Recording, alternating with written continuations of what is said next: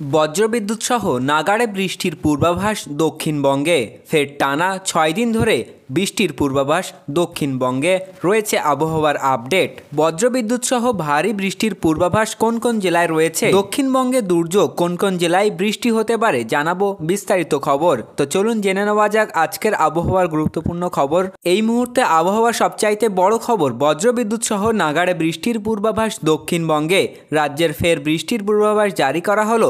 মঙ্গলবার থেকেই আবহাওয়ার উন্নতি হয়েছে, তবে গতকাল দক্ষিণবঙ্গের কয়েকটি জেলায় বৃষ্টি হয়েছে। আলিপুর আবহাওয়া দপ্তর সূত্রের খবর, আজও কিছু জেলায় বৃষ্টি হতে পারে। দক্ষিণবঙ্গের পাশাপাশি উত্তরবঙ্গের জেলাগুলোতেও বৃষ্টির সম্ভাবনা রয়েছে। এক নজরে হাইলাইটস, রাজ্যের ফের বৃষ্টির পূর্বাভাস জারি করা হলো। আরও কিছু জেলায় বৃষ্টি হতে পারে। উত্তরবঙ্গের জেলাগুলিতেও বৃষ্টির সম্ভাবনা রয়েছে। এবার দক্ষিণবঙ্গের পাশাপাশি উত্তরবঙ্গের জেলাগুলিতেও বৃষ্টির সম্ভাবনা রয়েছে। অন্যদিকে বৃষ্টি কমতেই মঙ্গলবার থেকে ফের অস্বস্তিকর গরম মালুম হয়েছে দক্ষিণবঙ্গের জেলাগুলিতে। দক্ষিণবঙ্গে ফের বৃষ্টির পূর্বাভাস আবহাওয়া দপ্তর জানিয়েছে 23শে সেপ্টেম্বর পর্যন্ত দক্ষিণবঙ্গের জেলাগুলিতে বৃষ্টি হতে পারে। আজ দক্ষিণবঙ্গের জেলাগুলিতে বজ্রবিদ্যুৎ সহ বৃষ্টির সম্ভাবনা রয়েছে। উত্তরবঙ্গের কি পূর্বাভাস রয়েছে, আবহাওয়া অফিস জানিয়েছে আজ থেকে 23শে সেপ্টেম্বর উত্তরবঙ্গের সব জেলাতেই বৃষ্টি হওয়ার সম্ভাবনা রয়েছে। আজ দার্জিলিং সহ উত্তরের সব জেলাতেই বজ্রবিদ্যুৎ সহ ঝড় বৃষ্টি হতে পারে। কলকাতায় আজ কত তাপমাত্রা থাকবে, হাওয়া অফিস সূত্রের খবর, বুধবার শহরের সর্বোচ্চ তাপমাত্রা থাকতে পারে 33 ডিগ্রি সেলসিয়াস।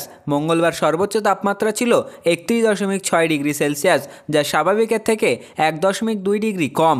এদিন শহরের নিম্ন তাপমাত্রা 26.8 ডিগ্রি সেলসিয়াস, যা স্বাভাবিকের থেকে 0.4 ডিগ্রি সেলসিয়াস বেশি ছিল। শহরের বাতাসে আপেক্ষিক আর্দ্রতার পরিমাণ সর্বাধিক 97% এবং ন্যূনতম 72%।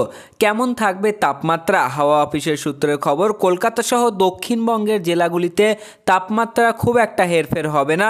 উত্তরবঙ্গের জেলাগুলিতেও তাপমাত্রা খুব একটা হেরফের হবে না। বঙ্গোপসাগরে হারিয়ে যাওয়া 2টি ট্রলারের হদিস, নিখোঁজ মৎস্যজীবীদের কি খবর।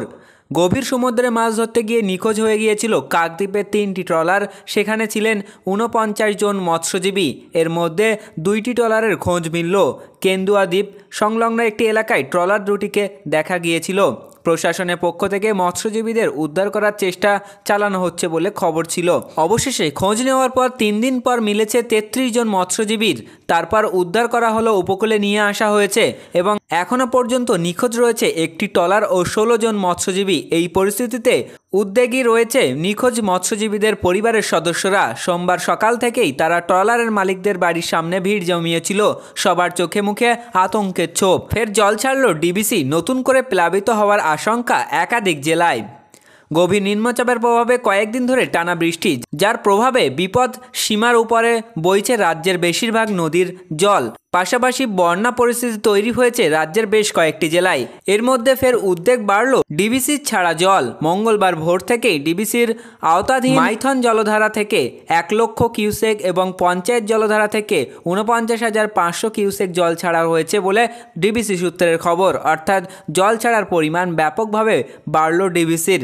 এর ফলে নতুন করে প্লাবিত হওয়ার ভয় থাকছে রাজ্যের বেশ কয়েকটি জেলায়। তো সুপ্রিয় দর্শক, এই ছিল আজকের আবহাওয়ার গুরুত্বপূর্ণ খবর। পরবর্তী এই ধরনের গুরুত্বপূর্ণ খবরগুলি পেতে আমাদের চ্যানেলটিকে সাবস্ক্রাইব করুন, পাশে থাকা ঘন্টাটি বাজিয়ে রাখুন। আপনি কোথা থেকে ভিডিওটি দেখছেন সেটা কমেন্টের মাধ্যমে জানাতে পারেন। ভিডিওটি ভালো লাগলে অবশ্যই লাইক করে আপনার বন্ধুদের কাছে শেয়ার করে দিতে পারেন হোয়াটসঅ্যাপ, ফেসবুকের মাধ্যমে।